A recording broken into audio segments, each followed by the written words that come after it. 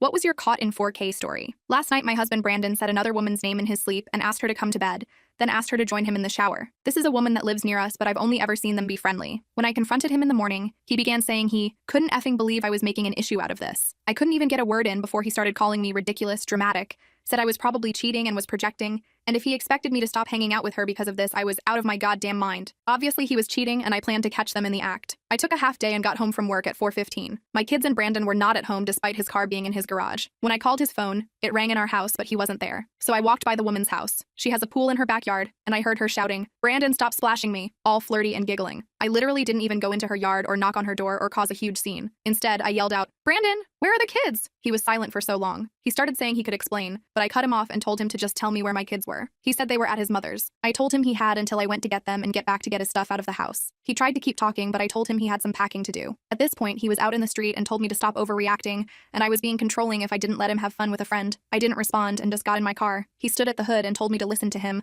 while also yelling out that I was being stupid for assuming something was happening. I turned the car on, and he said he wouldn't move until we had a mature conversation. I inched closer to him with the car, and he kept moving back as I moved forward. I could see he was scared, so I yelled out that I wasn't afraid to run him over. I sped up a little more, and that caused him to jump out of the way. I called him when I got to his mom's place and asked if he was done packing. He told me to stop messing around, but I said I wasn't, and if he was still there when I came home, I was going to burn all his clothes. He got the point, and all his things were gone when I got back home. I hope he starts saying my name while he sleeps with her.